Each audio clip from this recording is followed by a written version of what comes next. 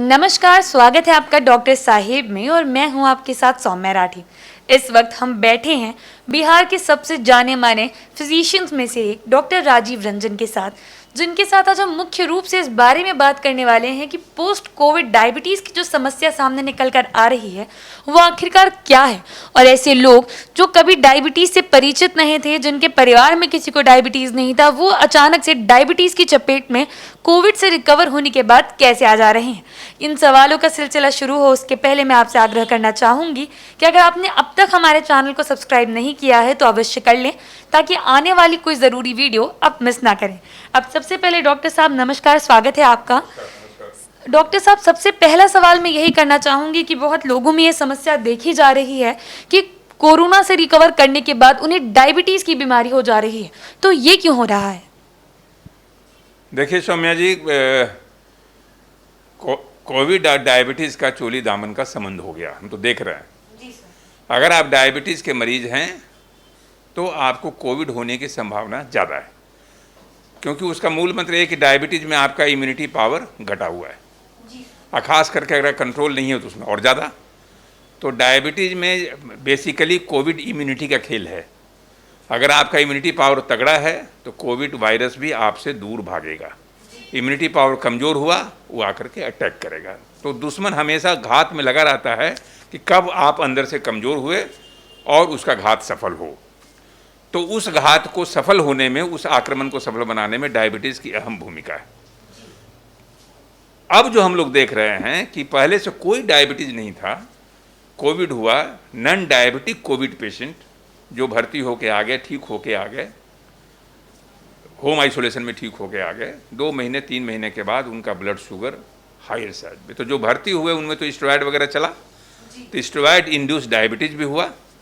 और steroid induce diabetes और वो डायबिटीज़ का सबसे बड़ा खतरा क्या हुआ कि पोस्ट कोविड फंगल इन्फेक्शंस जो आने लगे, ब्लैक फंगस, वाइट फंगस जो आप कहें, तो जहाँ डायबिटीज़ कंट्रोल नहीं होगा वहाँ फंगस भी आपका घात लगाए बैठा हुआ है, दूर कहीं देख रहा है इसका। जहाँ डायबिटीज़ कंट्रोल नहीं है, फंगस आकर के अटैक किया, और आपने देखा कि ब्लैक फंगस की वजह से कितनों की आंखें चली गई, कितने की जान चली गई। वाइट फंगस उतना ही खतरनाक लंग्स के लिए।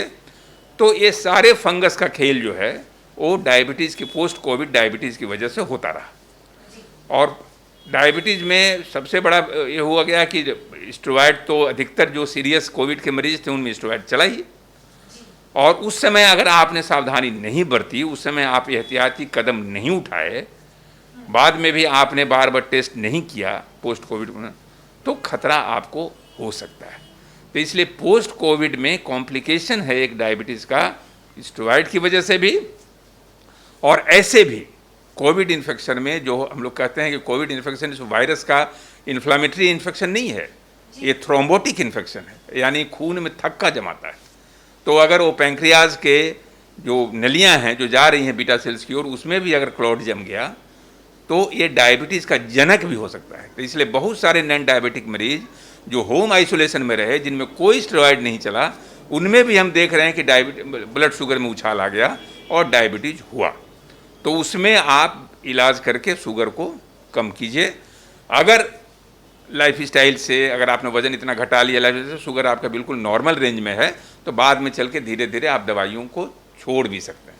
लेकिन पोस्ट कोविड डायबिटीज़ का फ्रेश इंसिडेंस भी एक भयावनी तस्वीर पैदा करता है, और उस तस्वीर को ध्यान में रखते हुए अगर आप कोविड से ठीक हो गए हैं तो हर महीने अपना ब्लड शुगर ज़रूर टेस्ट कराते रहें, और टेस्ट के अलावा, क्योंकि इससे आपको मिलता रहेगा, एक दर्पण मिलता रहेगा, एक सामने की स्थिति मिलती रहेगी कि हम किधर जा रहे हैं।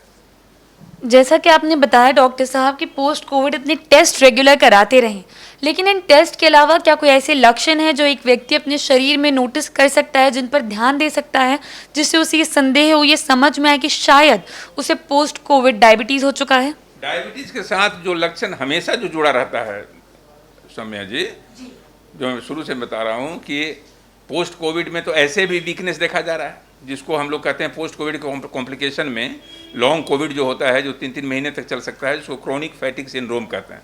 यानी बिना कोई कारण के आप थके नज़र आ रहे हैं, आप प्रोटीन डाइट भी ले रहे हैं, कुछ रेस्ट में भी हैं, फिर भी आपको थकावट नहीं जा रहा, तो वो तो फैटिग सिंड्रोम अलग से हो गया।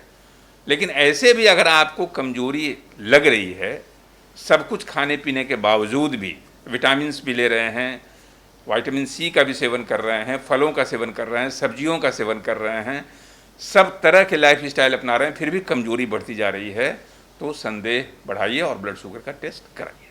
और ऐसे भी पोस्ट कोविड में डिक्टम है कि हम लोग हर महीने में कुछ बैटरी ऑफ इन्वेस्टिगेशन है, वो हम लोग करा के देखते रहते हैं, ताकि ये देखें कि कहीं थक्का तो नहीं जमने की टेंडेंसी है। सीआरपी करा के देखते हैं, डी डाइमर करा के देखते हैं, हार्ट का जो ट्रोपोनिन टी टेस्ट है वो कराते रहते हैं, ताकि पोस्ट कोविड में हमको समय रहते ये आगाज हो जाए कि बीमारी कहाँ जा रही, हम उस पर सचेत हो सकते हैं। जैसा कि आपने बताया कि जो पोस्ट कोविड की डायबिटीज़ की समस्या आ रही है, वो जो कोविड के दौरान दवाइयाँ चली हैं उनकी वजह से ये ट्रिगर हुई है, उनकी वजह से ये बीमारी हुई है, तो क्या ऐसी गलतियां हैं जो लोग कर रहे हैं और उन्हें नहीं करनी चाहिए जो पोस्ट कोविड डायबिटीज़ के मामले में? एक तो गलती सबसे बड़ी शुरू में हुई थी, जिसको मरीज भी खुद, चाहे जो डॉक्टर जो प्रैक्टिस कर रहे हैं, हमारे भाई बंधु भी बहुत सारे, जैसे ही बुखार आया, कोविड का पहला लक्षण आया, बुखार आया, सर्दी खांसी हुई, वो आनन फानन में स्टेरॉइड पहले दिन से उन्होंने शुरू कर दिया, जबकि ये मानी हुई बात थी कि अर्ली कोविड इन्फेक्शन में 5 दिन तक स्टेरॉइड का सेवन नहीं करना चाहिए। जब बुखार आपका 5 दिन के बाद भी बना हुआ है, ऑक्सीजन लेवल घटना शुरू हो जाए, इसका मतलब कि वो लंग्स की तरफ जाना शुरू हो गया, उसके जटिलताओं की ओर उसने अपना पैर पसारना शुरू कर दिया, तब स्टेरॉइड का सहारा लीजिए और स्टेरॉइड लिमिटेड लेवल तक रखिए। जहाँ भी अगर लक्षण ठीक होने लगे, कोविड ठीक होने लगे, स्टेरॉइड को टेपर करते हुए बंद करने की कोशिश कीजिए। लंबे समय तक स्टेरॉइड को चलने की ज़रूरत नहीं है। तो अगर आप जुडिशियस यूज करेंगे उसको, स्टेरॉइड एक ऐसा ऐसा एक वेपन है, एक ऐसा अस्त्र है हमारे पास जो नेसेसरी अस्त्र है, लेकिन उस अस्त्र को चलाने की विद्या आपको आनी चाहिए कि कब इसे चलाना है और कब इसे वापस भेजना है। अगर आप लगातार वो अस्त्र चलाते रहेंगे तो हो सकता है कि आपके शरीर पर ही वो ऐसा असर डाले कि आपके शरीर को ही वो मार दे, तो आपको भस्मासुर वाली हालत हो जाएगी। जो वरदान आपको मिला हुआ है उसी से आप ध्वस्त हो सकते हैं। तो स्टेरॉइड एक वरदान है, आपकी इमरजेंसी के लिए वरदान है, लेकिन उसका सही इस्तेमाल करना आपके लिए भी, समाज के लिए भी, जमहूरियत के लिए एक अहम चीज़ है।